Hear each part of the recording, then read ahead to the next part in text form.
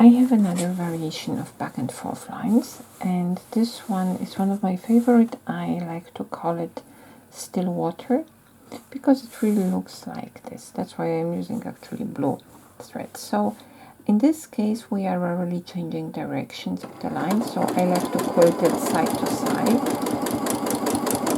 But what we do is we vary the length of the structures of those little fingers that we are quilting there.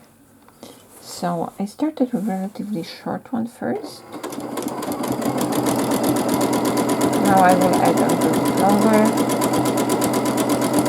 You can see I left this space on the other side. I have to go back there, add some, and now that I quilted a pretty big section here, I have to go back and fill the space with irregular.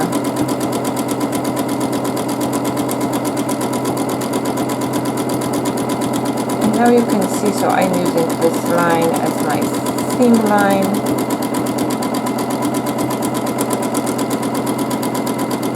So in this case we have a very strong direction preference.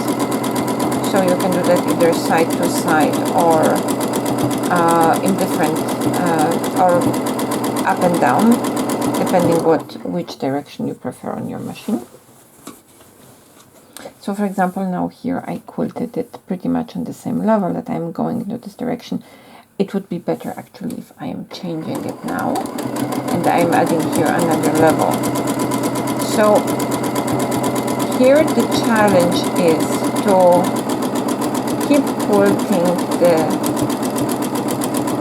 area with similar density.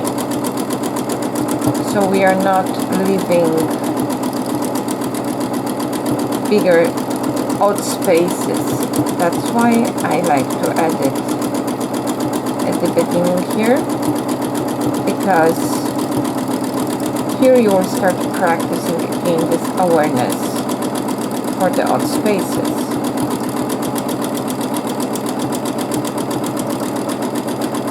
So now I can first go in this direction, keeping in mind I have to fill this one here, this area here, and everything up there it's finished. But it's very easy as you meander like this to create spaces that are a little bit odd, like the one that is above my needle. I do that right now on purpose. Usually I would never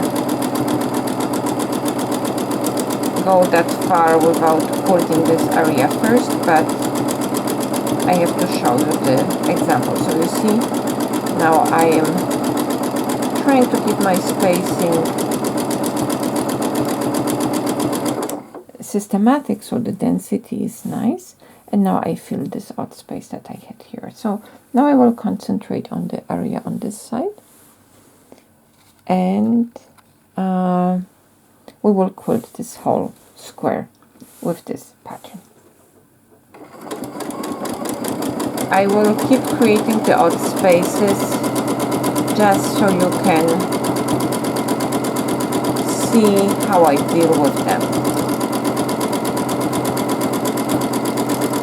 So here I am doing that pretty straightforward, and now I will go more down and to the side, and then I will have to go back here.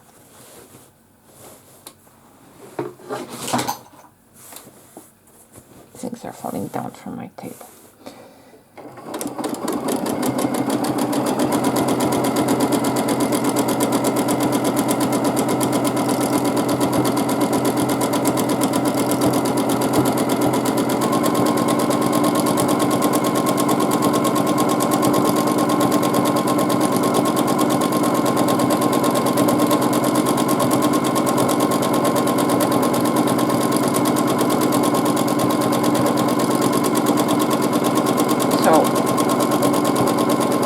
I would never do something like that if I would be quilting my own sandwich,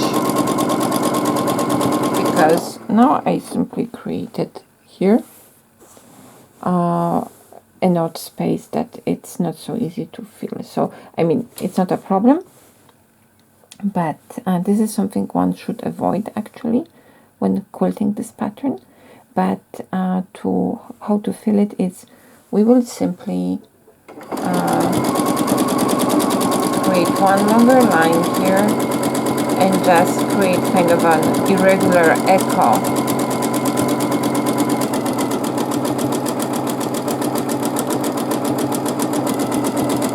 And come back here. It is a little bit more challenging because we have to pay attention to the spacing,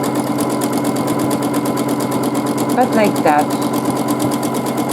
we filled the odd space and we are fine to move around. So now I will come back here to this side, or actually let me think what is strategically better is if I will go back here and then go back. So I have to go up now.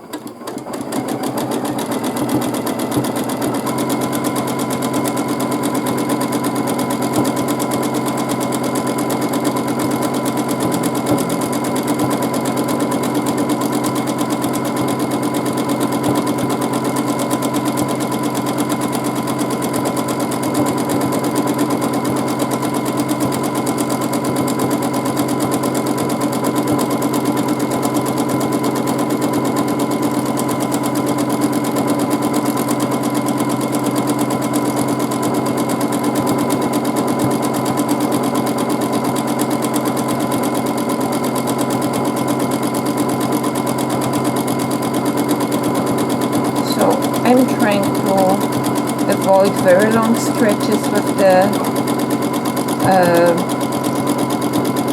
one line, just to create a little bit more interest and dynamics. So it's always a mixture, a bit longer stretches and then a bit shorter ones.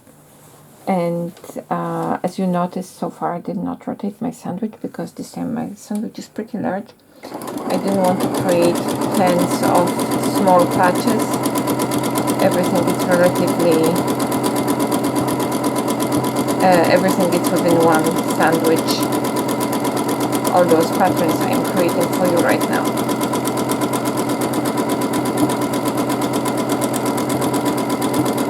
Why I like to use the, so here it's a little bit, got tangled a little bit. Why I like to use the ruler foot is because of its consistent width. It's a circle and it helps me to keep the spacing very nice and equal. So this one is slightly denser than the other one, but still the difference is not that large and the whole pattern looks pretty good.